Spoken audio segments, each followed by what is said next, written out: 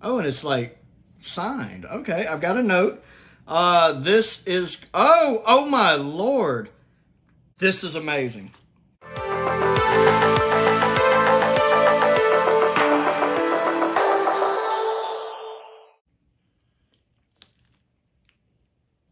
Today we have several pieces of fan mail we're looking at today. Hey guys, welcome back everybody. We have 3 pieces of what I'm assuming is Doctor Who fan mail we're going to be looking at today. I'm very excited. You guys know I love getting fan mail. So to have multiple pieces we're going to be unboxing today, I'm very excited. Now we have a couple of my regular supporters here. This one looks like it is from the Flyattractor, judging by I know he has a piece coming. This feels like a book. He tends to send me books, which I love reading, including Face of the Enemy, which I reviewed recently.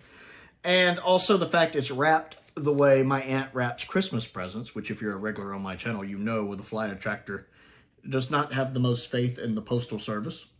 And he wraps them the way my aunt wraps Christmas presents. You're not supposed to be able to get into them. And then we also have another one from Simon. Simon, of course, is also one of my patrons, just like the Flyattractor is. And Simon has sent several pieces of fan mail. He's been a huge supporter of the channel. I really, really appreciate everything both of them do for the channel. He has sent another piece here. And then we have another piece. I am not sure who this is from, actually. I know one of my new patrons, Sam, has something he plans on sending. I don't believe this is from him. It looks like it says CD on it, so I'm assuming this is something from Big Finish. I'm looking at the name. It looks like, I can't tell if that's a W or U. Win? Hadcroft, perhaps? I'm having a little trouble with the handwriting of the first name. And that's not me throwing stones. I have handwriting like I should have been a doctor.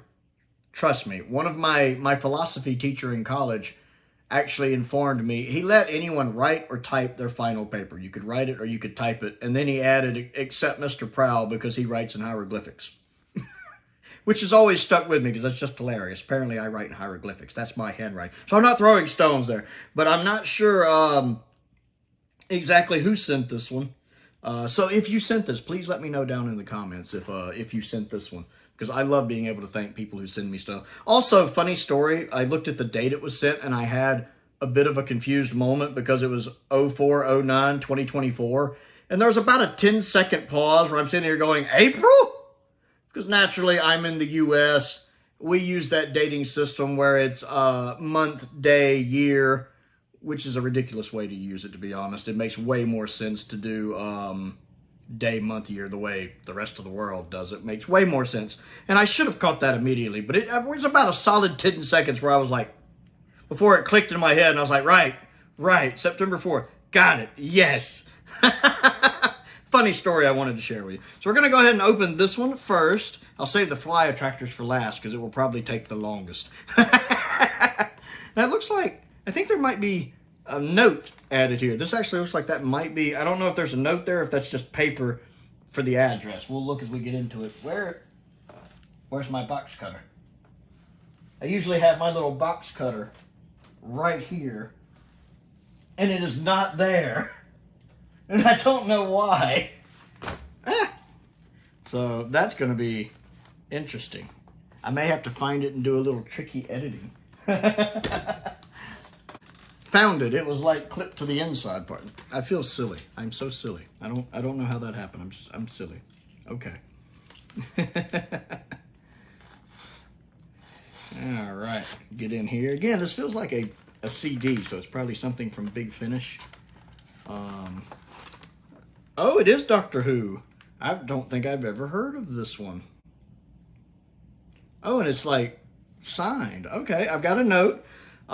This is, oh my Lord. This is amazing. This is a copy of Dark Contract, which is by Will Hadcroft. The person who wrote the story sent me this mail. Oh my Lord. That is, I can't tell you how I'm feeling right now. The person who wrote this, it's got his name right here, and it's autographed. It says, for Prowl, I can't tell what that says right there. Part of that's just the lighting in here. 1701 with my very... I'm going to be able to read that later. I'm going to read the note, actually. Let's see if we can get the note. That makes my day. It's got his email here. Okay. And he's from the United Kingdom. He probably doesn't want me to read his address there. It says, September 4th, Dear Prowl 1701, I have been watching your videos for a while now and enjoy your reviews and observations as a fan of Doctor Who in the United States. It might be good for you to invest in some microphone technology to eliminate the echo you sometimes have in your background, especially in the old, the last apartment. It was the echo chamber. You guys may remember the last apartment was the echo. The living room was the echo chamber. I actually do have a microphone I use for videos where I film like reviews for Blake 7 when I'm doing reactions. I use over there. I just don't have anywhere to set up here to put it. I might need to look into that, though. That's a good idea. Please find enclosed a signed gift copy of the 5th Doctor BBC Audio Original Dark contract read by Matthew Waterhouse. I think he does a brilliant job. Hope you enjoy it. If you would like me to come on your channel to chat about it, do get in touch. That's awesome. I've never had anyone I've interviewed. I've never used like Zoom or Skype. I've always been nervous. I'm not a technology guy, but that is totally awesome that he'd be willing to come on the channel and talk about it. That is awesome. And to get a handwritten note, I'm old-fashioned, you know, I'm in my 40s. Something like a handwritten note means a lot to me. So that is awesome to get something from the autographed as well, from the person who wrote this story. And it's read by Matthew Waterhouse, and it's an original story. That is awesome. I will be listening and reviewing this. Makes my day. Thank you, Will. I really, really appreciate that. And you're definitely right about the microphones technology. I can't even I can't even disagree with that. But I do think in here is better than the echo chamber living room I used to have. Thank you so much. Wow, that is amazing. Someone who has written for Doctor Who has sent me fan mail. That is, my mind is blown. My mind is absolutely blown. We're going to get into Simon's next. Aha.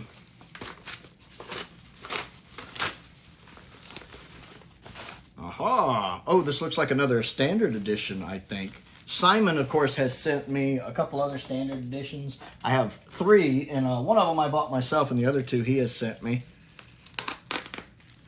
So it looks like he may have sent me another one. I can't tell which one yet. And I got to give him credit.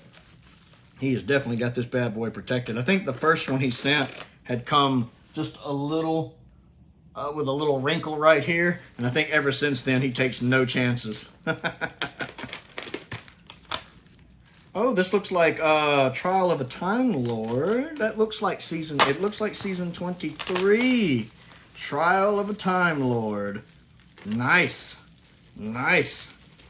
Now, I consider season 23 possibly the weakest of Classic Who, but definitely not the weakest of Doctor Who. And I still enjoy season 23. Honestly, the only story I'm not overly keen on is Mind Warp. I actually find the other 3 stories very enjoyable, with Mysterious Planet being my personal favorite. I actually really enjoy Mysterious Planet. You guys know I love me some Bob Holmes. There we are. We have season 23, the standard edition of season 23. I'll have to do a comparison video with the... limited edition, which of course is right over here. Let's go ahead and try not to bump the camera yet again. We'll go ahead and use Flyattractor sent me this box cutter. It really has come in handy with unboxings. Oh, I'm trying to carefully open it. There we go. Carefully opening. I'm over here. I can think of Arnold Schwarzenegger or something. Though him and I could stunt double for each other, of course. I get that a lot, as you can imagine. And we have that there. We have the clean artwork here. Of course, the back, that is some magnificent art. Lee Binding always does such a good job with the art. And then, of course, in the standard version, you have the booklet, which, of course, is a shorter, cut-down version of the booklet, mostly with just the disc content, and then the individual disc art here.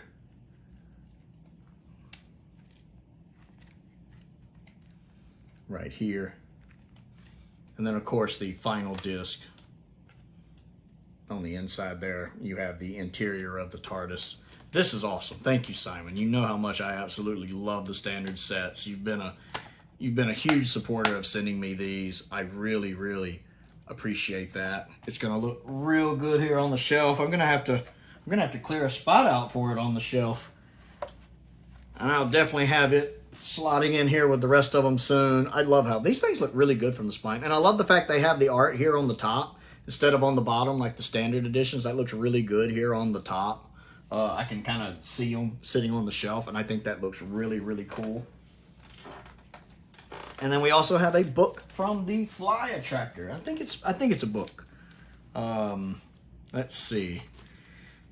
This is the one I'm like, okay, how do I get into this? It's like trying to solve a puzzle in Tears of the Kingdom. Without being as frustrating as trying to solve some of the puzzles in Tears of the Kingdom. Guess who's currently playing through Tears of the Kingdom for the first time?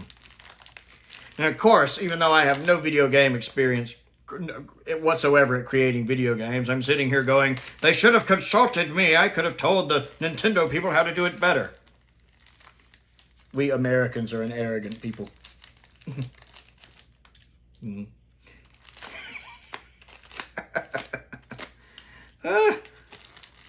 Working my way through here. It is definitely a book. I still haven't cleared it out enough to be able to pull it out. That's the plan, is to get it cleared enough I can just yank it out. All right. We have the new Doctor Who adventures, and it's something called First Frontier. And I don't know, is that supposed to be Ace? Maybe Ace? In an outfit that's definitely eye-catching. Let's see what we have here.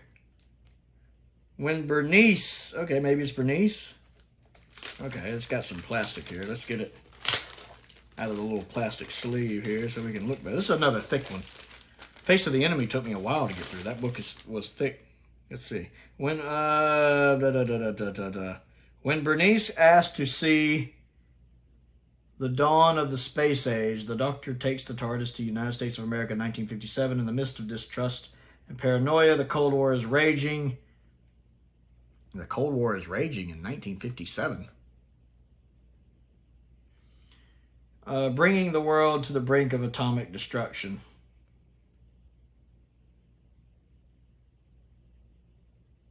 Interesting. I'm guessing this is supposed to be the 7th Doctor. I don't think I've ever heard of this one, but the New Doctor's Adventures I know was from like the early 90s. I'm looking for the copyright date on this. It's like 94. Looks like this came out in 94, so this would be the 7th Doctor.